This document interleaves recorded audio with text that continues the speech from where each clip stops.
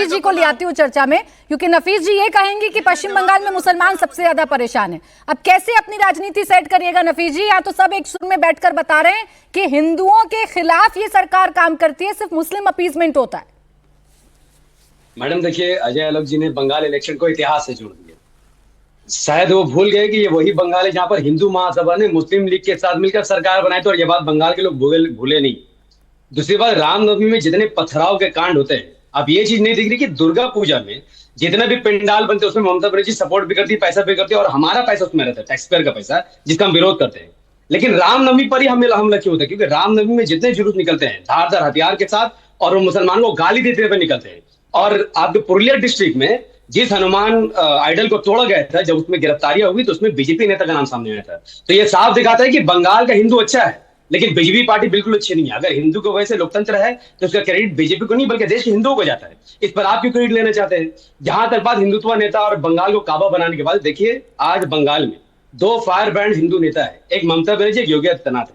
अगर वाकई में मुसलमानों को बर्बाद करना है तो ममता बनर्जी से बेटर मुसलमानों को कोई बर्बाद नहीं कर सकता है। ममता बनर्जी यहाँ पर स्कूल कॉलेज हॉस्पिटल बनाने की जगह उन पैसों से कभी दुर्गा पूजा पंडाल में पैसा देती है, कभी दुर्गा आंगन मंदिर बनाती है, सिलीगुड़ी में मंदिर बनाती है, 400 करोड़ पंडाल में बांटती है, और हम कहते हैं कि भैया यहाँ स्कूल कॉलेज हॉस्पिटल के हालात बदतर है। मुसलमानों का ड्रॉप आउट रेट बंगाल में सबसे ज्यादा 23% है, 43% मुसलमान जेलों के अंदर बंद है। तो अगर मुसलमानों को बर्बाद करने के लिए बीजेपी को आना तो बीजेपी की जरूरत ही नहीं है, ममता बनर्जी काफी है। तो बीजेपी की राजनीति का गला तो ममता बनर्जी ने घोट दिया है, और आप योगी मॉडल करके बीजेपी को और मोदी जी को बदनाम कर रहे हैं। मोदी मॉडल का बात ही नहीं कर, अब योगी मॉडल की बात करें, मतलब आपने ये तो मान लिया कि मोदी मॉडल। एक बात तो बताएं नफीस जी, अब ये बंटवारा तो खैर आप कर रहे हैं, मुझे एक बात तो बताएं, जब योगी मॉडल में बात होती है इंसाफ की, जब योगी मॉडल में ये बात करते हैं कि अगर कोई दंगा करेगा तो उसको छोड़ेंगे नहीं, योगी मॉडल में जब ये बात करते हैं कि सड़कों पर नमाज नहीं पढ़ी जाएगी, घरों में मस्जिदों में नमाज पढ़ी जाएगी, तो गलत है क्या? बिल्कुल गलत है मैडम। हमारा देश संविधान से चलता है। कोई भी देश, कोई भी प्रदेश का मुख्यमंत्री हो या देश का प्रधानमंत्री, संविधान के हिसाब से ही उसको देश चलाना पड़ेगा। जिस रोड में तमाम देवी देवताओं के त्योहार होते हैं, पूजा होते हैं, सब कुछ होता है, आप उसमें कोई आपको दिक्कत नहीं, हमें भी दिक्कत नहीं, लेकिन जब आप नमाज में दिक्कत पैदा करें तो आप नहीं, तो उसमें तो दिक्कत होती है ना नफीस जी। अभी तो आपने बड़ी मासूमियत से कह दिया कि जो हिंदू त्योहारों में शोभा यात्रा निकलती है उसमें क्या होता है, कैसे गाली दी जाती है, कैसे धारदार हथियार लहराए जाते हैं। वैसे आप ये भी बता दीजिए कि जब सड़कों पर नमाज अता की जाती है तो लोगों को तकलीफें होती हैं, ट्रैफिक जाम हो जाते हैं, ये भी बता दीजिए। फिर ट्रैफिक जाम जो बाकी यात्रा निकलता है उससे भी होता है, मैं नाम नहीं लेता, और मुसलमान कभी नमाज में किसी दूसरे धर्म को गाली नहीं देता। अजय आलोक जी, नमाज पढ़ते हैं, जमात बिठाते हैं, आप कितना भी कहें कि हिंदू परेशान है, रुक जाएं, एआईएमआईएम वाले सिर्फ यही कहेंगे कि मुसलमान परेशान हैं और टीएमसी वाले परेशान करते हैं। देखिए, ऐसा है कि इनकी जो भी बातें हैं, मुझे एक बात पे बहुत ज़्यादा ऑब्जेक्शन है। जो भी इन्होंने कहा कि पूजा पंडालों में ममता पैसा देती है, मंदिरों को पैसा देती है, इसको देती है, टैक्स पेयर तो हम लोग हैं। क्या करोड़ टैक्स देते हैं भाई मुसलमान पूरे इस देश में? नहीं, पूरे बंगाल की बात। इस देश में 11 करोड़ लोग टैक्स देते हैं, उसमें मुसलमानों की संख्या कितनी है? जरा ओवैसी जी से पूछ के बताइएगा। 25 लाख भी नहीं क्रॉस करेंगे आप लोग, टैक्स हम लोग देते हैं। आप लोग की अपीजमेंट की तो हद ये है कि कुरान में मना है, किसी और के पैसे से हज नहीं किया जाता है, और इस देश का मुसलमान सरकारी सब्सिडी लेके पिछले 70 साल से हज करते रहे। क्या बात करते हैं आप लोग? कोई भी राज्य हो, मौलवियों मौलवियों को सब राज्य सरकार पैसे दे रही है, क्यों नहीं देना चाहिए? हेमंत बिश्वा शर्मा योगी जी ने इलाज किया ना आप लोग का, मदरसों को पैसा नहीं देंगे, मस्जिदों को रिपेयर के लिए पैसा नहीं देंगे। अरे आज निकलवा लेना एमएलसी एमएलए के फंड से कि कितनी मस्जिदों को पैसा गई है, कितने मदरसों को पैसे गए हैं, 60% से ज्यादा गए होंगे। यहाँ बात करते हैं हिंदुओं की, जिस देश का खाते हैं उसी देश में आग लगाते हैं, और कोई काम नहीं है आपको। 15 मिनट दे दो, 15 मिनट, 20 करोड़ तुम, 100 करोड़ तुम, 20 करोड़ हम, पुलिस हटाओ, दिखा देंगे। सर आप दिखाएं पर सवाल उठा रहे हैं, तेलंगाना की कोर्ट ने उनको बात करना है, सवाल उठा रहे हैं। अगर आपको कोर्ट पर भरोसा नहीं, अरे छोड़िए आप लोग, आग लगाने के अलावा कुछ किया है? मुसलमानों के नेता बनते रहते हैं हर जगह घूम, लेकिन कभी देश की बात नहीं करेंगे। अरे बीजेपी को तो इतने होने के बावजूद भी 7-8% मुसलमानों का वोट मिल जाता है। अपने लिए हिंदू वोट का भी जुगाड़ कीजिए कभी। माननीय जिन्ना लीग पार्ट 2। क्या सर क्या और क्या- दूसरा बात ये जो बोल रहे थे कि श्यामा प्रसाद मुखर्जी ने सरकार बनाई, वो अविभाजित हिंदुस्तान था जिसमें हिंदू सबसे ज्यादा थे और इसीलिए सरकार बनाई और इसीलिए हिंदू सुरक्षित थे। और जब देश का विभाजन हुआ तो आप जैसे लोगों के कारण कितना डायरेक्ट हिंदू को एक्शन डराएंगे हुआ। आप? बंगाल को क्या देंगे उस पर बात कीजिए। आप जैसे हिंदू लोगों को के कारण डराना बंद डायरेक्ट कीजिए एक्शन सर। हुआ। अच्छा, चले। हिंदू डरता उड़ता नहीं है, अब इस पर- हिंदू जवाब देना सीख गया है, कोई डरता नहीं है हिंदू।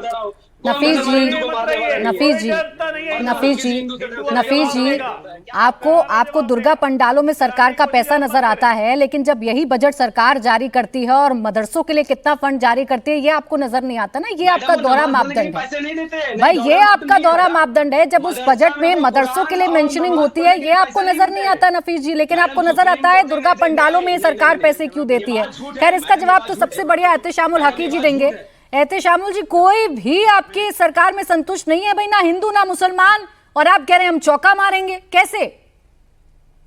देखिए, सबसे बड़ी बात है, हमारे जो नफीस भाई अंसारी साहब जो बोल रहे हैं, मैं उनकी बात से इत्तेफाक नहीं रखता हूं। आपने टीवी के ऐड में सुना होगा कि एक बाम 3 काम, ये बहुत जबरदस्त फेमस है। एक बाम जो होता है वो 3 काम आता है, जिसमें समझ लीजिए हमारा एक वीडियो स्टिंग ऑपरेशन हुआ, उसमें 3 आदमी का चेहरा सामने आया। इस हिसाब से एक फिल्म का गाना है कि क्या मिलिए ऐसे लोगों से जिनकी फितरत छुपी रहे, क्या मिलिए ऐसे लोगों से जिनकी फितरत छुपी रहे और नकली चेहरा सामने आए, असली चेहरा छुपी रहे। आज देखिए, आज एक वीडियो का स्टिंग ऑपरेशन से 3 आदमी समझिए पश्चिम बंगाल में चेहरा बेनकाब हो गया। इसमें सबसे पहले भारतीय जनता पार्टी यहाँ मुसलमानों के वोट में सेंग मारने के लिए हुमायूं कबीर नामक जो AJUP पार्टी बनाया है, उनको 1000 करोड़ रुपए में सौदा हो रहा है और उनका साथ दे रहे हैं हमारे नफीस भाई के नेता ऑल इंडिया इत्तेहादुल मुस्लिमीन के, ऑल इंडिया इत्तेहादुल मुस्लिमीन के। तो ये देखिए, ये आपने कहा, आप कह रहे थे मैं खामोश था, आप सुनिए कैपेसिटी रखिए। हमारी ममता बनर्जी अगर दुर्गा आंगन, अगर जगन्नाथ धाम के लिए अगर काम की है, तो मुसलमानों के लिए भी पश्चिम बंगाल में बहुत सारा काम किया है। इसका जीता जागता आप देखिए, कोलकाता का हज टावर भारत के किसी भी राज्य में इतना बड़ा हज टावर नहीं है। आप कोलकाता का देखिए बेरियल, जहाँ हम तमाम मुसलमान मरने के बाद वहाँ की हालत देखिए। आप क्यों बात कर रहे हैं? इस तरह का बात नहीं कीजिए। हिंदू मुसलमान की राजनीति भारतीय जनता पार्टी करती है, हिंदू मुसलमान की राजनीति नफीस अंसारी की पार्टी करते हैं। अच्छा, ठीक। हिंदू मुसलमान की राजनीति। अच्छा, ठीक है, सुन लें एहतेशामुल जी, सुन लें एहतेशामुल जी, सुन लें। आपने नफीस अंसारी जी पर गुस्सा तो निकाल दिया, लेकिन जो कह रहे हैं ना एक अपडेट तो पता कर ही लेते हैं। खैर, आपके हुमायूं कबीर से ओवैसी साहब का कोई वास्ता है नहीं, और ओवैसी साहब तो ये भी कह रहे हैं कि हम तो 11 पर लड़ रहे हैं। फिर उनके बारे में भी बात करिए जो 270 सीटों पर लड़ रहे हैं। कांग्रेस और लेफ्ट के बारे में भी बात करिए कि वो किसके वोट काट रहे हैं, तो वो तो ये भी बता रहे हैं। खैर, सुन लीजिए एहतेशामुल जी, सुन लीजिए। दिक्कत ये है ना कि आप दूसरों की पार्टी पर ज्यादा नजर रखते हैं। मैं फिर करण जी की बात को कोट करूंगी, वो तो डेट वाइज बता रहे हैं ना कि नेता ने कब क्या कहा और क्या किया, उस पर जवाब दे देना। वो मुस्लिम अपीजमेंट नहीं है तो फिर क्या है? अजय जी देखिए, हमारे नफीस भाई के जो 11 कैंडिडेट नफीस जी नहीं, करण जी, नफीस जी नहीं, करण जी, करेक्शन नहीं, मैं जो आप जो बोल रहे थे AIM का, उसका मैं आपको उत्तर दे रहा हूँ। ये मुस्लिम जहां आसान ऑप्शन चुन लिया आपने एहतेशामुल जी। ये उम्मीद नहीं थी मुझे आपसे, ये उम्मीद नहीं थी। आसान ऑप्शन चुन लिया आपने, आसान ऑप्शन चुन लिया। जहाँ 11 कैंडिडेट दिए हैं प्राची जी, वहाँ से हमारे TMC के विधायक है। अच्छा, चले भाई, अनुराग जी को मुझे चर्चा में लाना है। उससे पहले करण जी, ऐसा क्या कह दिया आपने कि आपका नाम तक नहीं ले पा रहे हैं एहतेशामुल हक साहब? मैं आ रही हूँ फिर अनुराग जी। देखिए, सच्चाई और फैक्ट्स की यही ताकत होती है प्राची जी। एहतेशामुल जी बड़े सच्चे इंसान है, वो समझ गए कि मैंने सच बोल दिया है। अब भाई सच्चाई को कैसे लपेटें, वो इधर उधर ही जाएंगे। अब तो अच्छी बात है भाई, अच्छी बात है। बस अच्छा और होता, मान जाते हैं कि भाई हाँ, ये कहा हमारे नेता ने, ओपनली लुभाया, और आपने बहुत अच्छा काम किया भाई लुभाने में। मैं तो साफ कहता हूँ, AIM के जो हमारे मित्र हैं, इनसे आप मुस्लिम वोट में नहीं जीत सकते भाई। इन्होंने हिंदू को किनारे लगा दिया बिल्कुल मुस्लिम वोट जीतने के लिए। उसमें ममता दीदी की कोई कमी ही नहीं रही भाई। उस चीज में इनकी जो लगन रही है तुष्टिकरण में, तो कोई जीत ही नहीं सकता इनसे उसमें। इसलिए मुस्लिम वोट के आप जो चक्कर में पड़े हैं AIMIM वाले, आप इनसे नहीं जीत सकते भाई। इन्होंने तो खुल के तुष्टीकरण किया है, तो आप पता नहीं क्यों मना कर रहे थे इस बात को। मैंने इसीलिए आपके नेता को कोट किया, भाई मानिए, स्वीकारिए, डंके की चोट पे हमने तुष्टीकरण करी है राजनीति, हमने हिंदू को बिल्कुल किनारे लगा दिया। हमने कहा जो होता है हो हिंदू के साथ, हमें मुस्लिम को सर पे चढ़ाना है, वही वोट हमें आगे जिताएगा। और प्राची जी ने शुरुआत में जो एनालिसिस करी वो कितनी शानदार है, उससे साफ नजर आता है कि भाई आप राजनीति समझते हैं, जहां जहां मुस्लिम वोट ज्यादा है वहीं आपकी जीतने की चांस बनती है। तो आपने ये राजनीति करी है, देखिए अब ये गड्ढा आप ही ने खोदा है, अब इसमें आप ही गिरेंगे या निकल जाएंगे ये तो आने वाला समय बताएगा, पर जनता जाग रही है। देखिए हिंदुओं को आप अगर इतना दबाएंगे, उनको एज सेकंड ग्रेड ट्रीट करेंगे, एक दिन वो जागेंगे और देखेंगे भाई बहुत हो गया। ये चीज हमने आसाम में देखी और ये चीज मुझे लगता है बंगाल में भी हम लोग देखेंगे। ठीक है, एहतेशामुल जी इस पर जवाब दीजिएगा जरूर। करण जी की बात को ऐसे इग्नोर, ऐसे गोल गोल नहीं घुमाइए। उससे पहले अनुराग जी आ जाएं चर्चा में, वरना अनुराग जी अमूमन नाराज भी हो जाते हैं। आइए अनुराग जी बोलिए। नहीं, देखिए अभी बीजेपी के प्रवक्ता कह रहे थे हमारे देश में, इस देश में खाते हो उसी, अरे हमारा सबका देश है प्रभु। अगर हिंदुओं के साथ किसी ने अत्याचार किया है, उनके साथ अगर धोखा दिया है तो भारतीय जनता पार्टी ने दिया है।